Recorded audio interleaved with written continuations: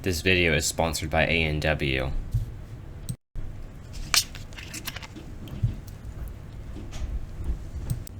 Just kidding, but you will see it a lot in this video.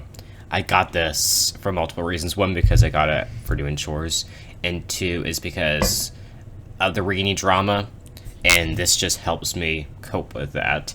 And it's not necessarily that I'm a Rini shipper anyways. I mean, you guys know I'm not, but just so it was a good scene, okay? The way they did it was better than probably them just like having an all-out fight, although they still did at the pizza shop. But I'm coming on here to talk about my frustrations I have with their relationship throughout the course of the season, how it led to their breakup in 208. And tomorrow I'll be doing my regular review and promo reaction for episode 8 and then 9. Okay, so I'm going to take a sip for every frustration I have here. So, okay, the end of the season 1 finale, that was great. They're all happy. At the beginning of season 2, that was great. They're all happy. Frustration number 1. Nini didn't tell Ricky that she was moving to Denver until the week before.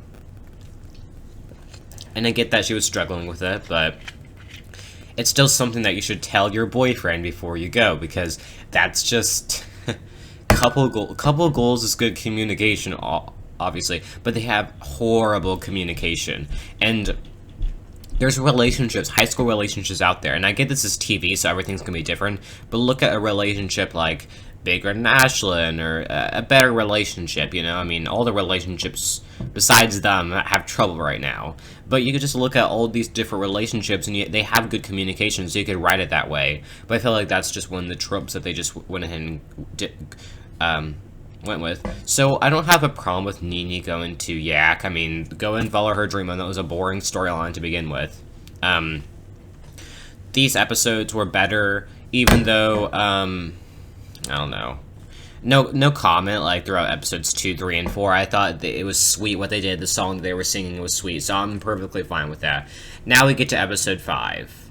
So she's back home, and it just feels like she's left her dream completely for Yak, and Ricky thinks it's because of him. And I think that's understandable, you know?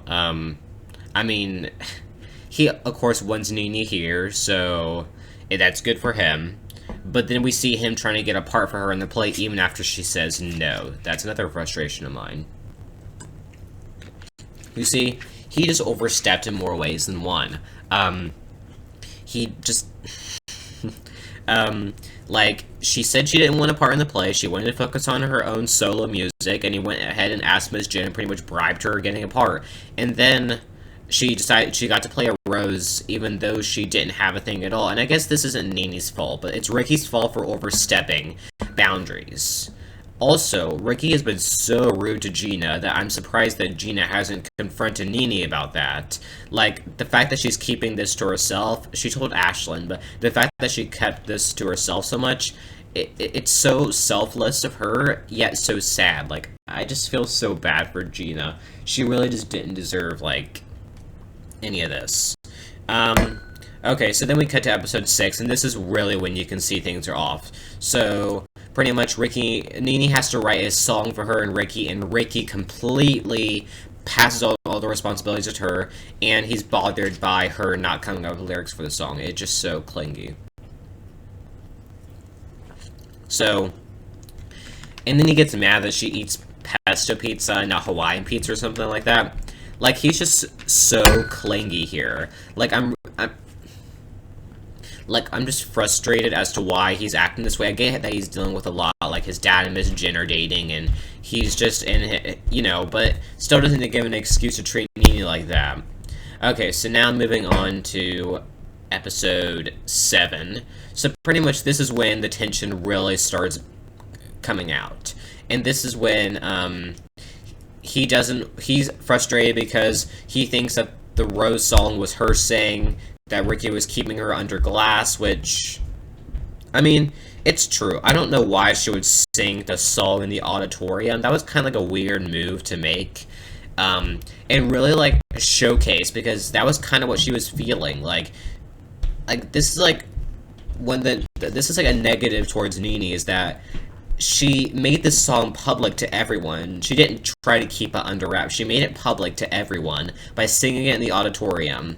And then, so she has to deal with the consequences of Ricky realizing that. And I get that it maybe was valid, her lyrics were valid, but it still doesn't make sense why she would kind of snap back at Ricky, you know? Like, that just doesn't make sense, because Ricky had the right to kind of be frustrated at that, and I think that's true.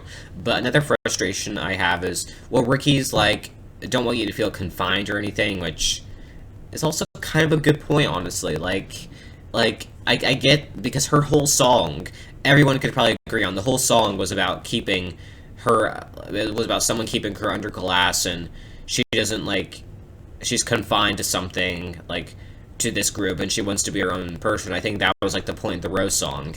So now we go into here, and she kind of just walks away from, and doesn't perform with everyone, and that's a big frustration. I get that that was kind of not the best thing for Ricky to say, but still doesn't give him a right to... It doesn't give her a right to leave, and it doesn't give him a right to say that to her. And it just is all this weird communication. And then, after the competition, he tells her that maybe the Rose song just didn't fit into the show, which is also true. Like, if they actually thought that her Rose song, I mean, sure, it's a good song, but if they actually thought that, they were all kind of dumb, because obviously they can't play it in the show if it's released on Instagram.